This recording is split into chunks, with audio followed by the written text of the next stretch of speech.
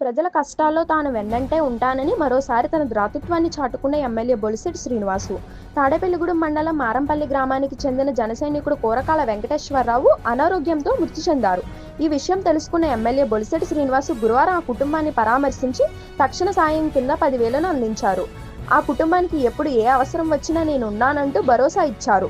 అదేవిధంగా తాడేపల్లిగూడెం 1వ వార్డుకి చెందిన అర్చన త్రిమూర్తుల కాలు ఎముకల ఆపరేషన్కు డబ్బు లేని స్థితిలో తన సోదరి శ్రీదుర్గ ఎమ్మెల్యే దృష్టికి తీసుకువెళ్లగా తక్షణ సాయం కింద 5,000 ఆర్థిక సహాయం చేసి త్రిమూర్తులకు మెరుగైన చికిత్స కోసం సంబంధిత డాక్టర్తో మాట్లాడి అవసరమైతే ఆపరేషన్ చేయాలని డాక్టర్ని కోరారు. తన వద్దకు వచ్చిన పేదలకు లేదనకుండా తన సొంత రూపాయితో ఆర్థిక సహాయం చేస్తున్న ఎమ్మెల్యే బొలిశెట్టి శ్రీనివాసును పలువురు అభినందిస్తున్నారు.